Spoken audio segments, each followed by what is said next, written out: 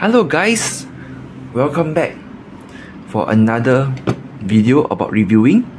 So actually this is actually a Flexaret camera. So actually this is actually a very old Flexaret. Yeah. So actually this is a 1960s camera. So it's a twin lens reflect. So I mean to say that your view over here will be reflected. Your view over here will be reflected over here. So yep. Then okay, let's take it out. So this is actually how the lens will everything look like and all this thing. So yep, then this is where you like look through the image here, because my room is a bit dark, so on the right side, so you cannot really see like anything really much about it, which is quite okay because my room is quite dirty anyway. So other than that, right, so actually these cameras have like this called a magnifying glass for you to actually make sure that things will be focused sharply. I can see a little bit of my reflection of the mirror on the left here. Yes, sort of actually. Yep. So this is actually a mirror to help you to do the focusing and all these things. So yep, then you have to place back. Yep. So anyway, this is like more like a gun feeling. I take it up and close it up. It's really awesome about this camera. So I really like the sound, the feel, and everything about it. So now I just want to go through lightly about where is like the functions on the camera and all. So over here is where you view your film count. So this is where you rotate. Then you rotate is only in clockwise direction. You cannot go anti-clockwise. So you rotate. Then you see the number 1. Then you press the shutter and all. So how to load in the film for this camera is actually, first you have to turn this anti-clockwise to the point where it's much more that you can press out. Yep. So anyway, this is how it looks like inside here. So yep, then this is where you actually put in your the so-called this row here. This is actually the feeder row. So you just have to take it out, put it all the way to the front here when you want to use the camera at a time. So when you put it into here, so you have to pull out the row. So basically this spool will be placed here when you load in the time. So remember guys, not to lose this spool or not, you have to go to the film camera shop and get this spool. Yes, so it's actually quite troublesome, you know, for this twin reflex, because when the time you send for this alarm, it's the whole row that goes with it. Yes.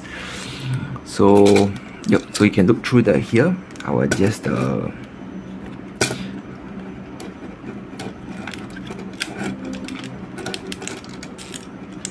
okay, you can see through anything. There you go. That's where the image should be taken. I'll show you again. Yep. So your image should be taken from this here, because actually it's a twin reflex lens, because this one is for the viewfinder and the final image will be this one. Yep. So you make sure that your this side here, bottom here, doesn't grow any fungus. If not, your image here will be like gone. So this is the most important lens. This is for the viewing part. Yep. So that's why it's called a twin reflex, twin lens camera. Yeah. So the other function is that, okay, this thing here, sorry, I banged the tripod. So this thing here is a focus. You can see this is a focus for the camera. So over here to the far of my right is called the infinity focus. You go down is to go focus to the nearer object. Far, near. So this camera has a focus point of roughly or actually 1 meter all the way until 30 meter, 20 meter in infinity. So over here you see this small scale here, right? I wonder if you could see it. Yeah, if I zoom in all the way. Yeah, so this is actually like the aperture at where.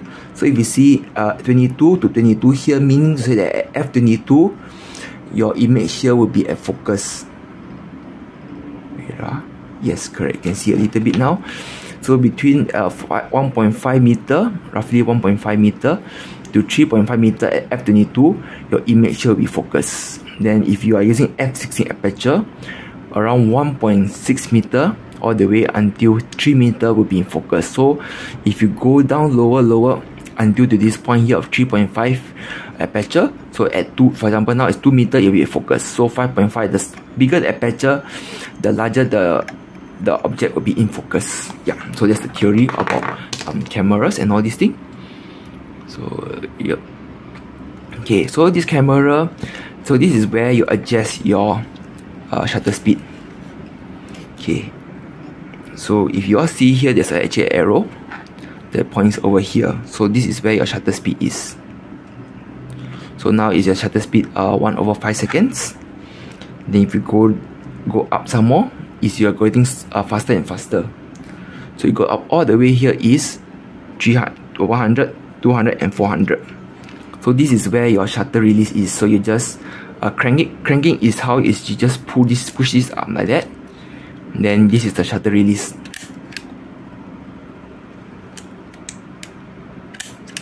They also got like bulb mode, everything. Yep. So then to adjust the aperture would be this ring here. Yeah, so you see on the left here is where your aperture is. Yeah, you can see the reading there. Yeah, that's where your aperture is. So if you go down the ring, you can see this is the aperture ring here. So yep.